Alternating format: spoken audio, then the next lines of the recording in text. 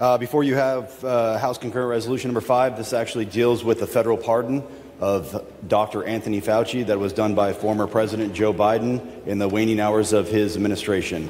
The one thing that I would say with this resolution is the main purpose of it is actually to saying that federal pardon may give the Dr. Anthony Fauci the pardon for the federal crimes, but it doesn't allude to any state crimes that would potentially be committed or charged with under state jurisdiction or state law.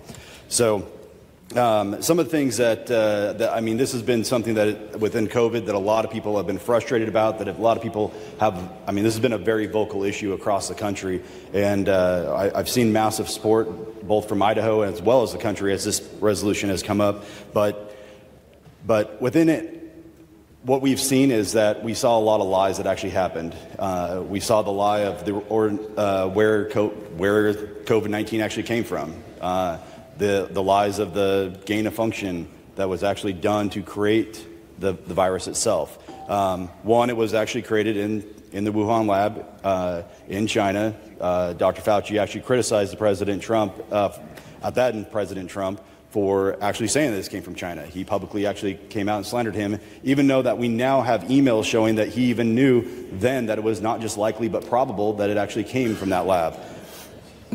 Beyond that, he coordinated with social media companies to limit any other response other than what he wanted to come out in the public. He pushed and silenced anybody on a sense of for the vaccine. The vaccine was still an experimental one. We buried the data, which was at the direction of Anthony Fauci, buried the data that was actually done for 60 years. I didn't realize this was a JFK conspiracy thing, but the way they're going about this was actually complete conspiracy. But within that, we saw that within them burying that data, we saw that the data that we did get a chance to see, we saw very little ineffectiveness within the vaccine itself. Now, I'm not here to debate effectiveness of vaccines or not, but what this vaccine was, this was not approved by the FDA, yet we got a fast track, we silenced anybody else, we pushed any other type of potential other things that would lessen symptoms, that would lessen it because that's how they could get the vaccine out. And really what we had happen was we had a complete chaos within the state of Idaho, or across the country and across the United States, with what he actually had done to this. So I think everybody kind of understands this, but I do want to turn it over any time I have to my good sponsor, the gentleman from District 13. Does the gentleman from 13 yield? Gentleman yields. The gentleman has the floor. Thank you, Mr. Speaker, and thank you, body, for hearing the resolution today. The intent behind this resolution is, one, to remind Dr. Anthony Fauci that he's not been charged with even a federal crime. I don't believe at all that you can give a pardon to an individual who has not been charged with a crime. Secondly, it's to let him know that he has not been charged with a crime in the state of Idaho. And if that comes forward, Mr. Speaker, it's to let Dr. Anthony Fauci know that should someone file that charge in the state of Idaho, that pardon is not going to be effective in the state of Idaho. What happened under COVID under Dr. Anthony Fauci was absolutely horrific. And I think that what the outgoing president did was an absolute abuse of the pardon power. It should never happen. I think the Supreme Court will find it unconstitutional. You mean to tell me that Anthony Fauci could go out and commit murder today, and he's got this blanket pardon? Absolutely not. Pardons are specific to the crime that has been committed, and so and that you've been charged with. So, Mr. Speaker and members of the body, I'd ask for your green light. Thank you, gentlemen. You've heard the motion. Is there further debate on the motion? Lady from 18. Thank you, Mr. Speaker. I guess actually to begin my debate, I would like to ask for a personal privilege, if I might welcome the ladies in blue to our gallery today. The lady has the floor. Thank you. This is the House. This isn't. Thank you, Mr. Speaker. But I would additionally like to debate the resolution.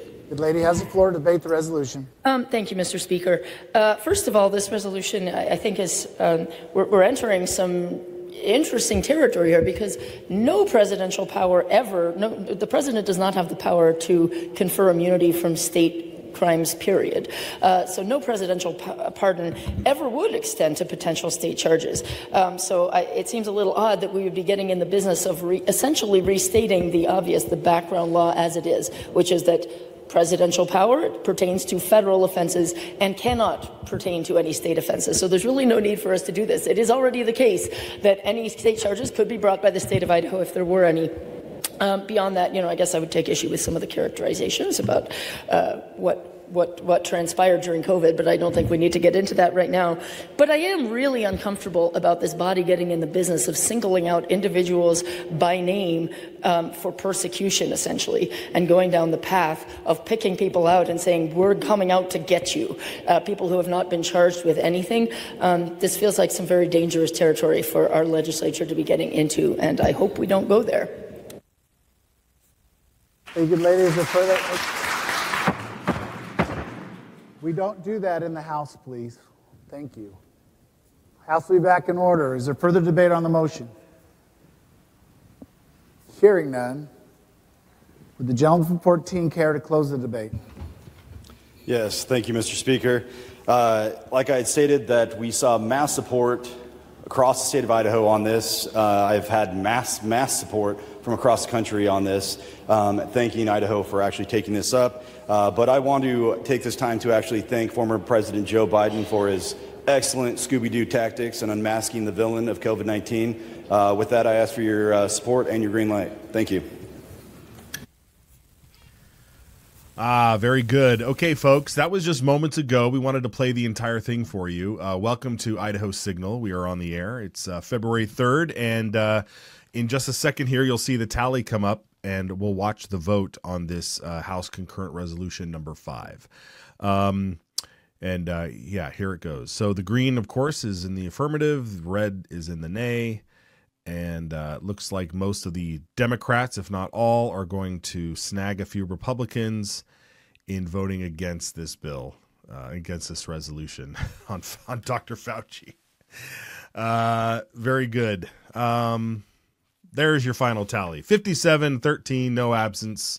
And that concurrent resolution will be sent to the Senate. Well done, Representative Josh Towner, the Fauci Hunter, Idaho's Fauci Hunter. Fantastic. It's interesting. A lot of good points were brought up in there. And one of the things that I think is really telling in terms of state crimes and things that really had a huge impact on the country and the world, through the pandemic, was the fact that the COVID shots, the mRNA shots, they weren't approved straight outright through the FDA when they were unrolled in early 21.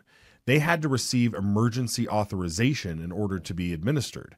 And the only way that you could get an emergency authorization is if there were no other treatments available out there to treat the disease, to treat the conditions. And so that's why you saw a massive push against hydroxychloroquine, against ivermectin, against a very, very varying degrees of protocols that were being silenced out there. They were being promoted and then immediately shot down. And that's because if those things were out there and they were shown to be working, then you wouldn't get the emergency authorization for these vaccines. And so Mr. Fauci had a direct connection with that. And therefore, that's where we're at.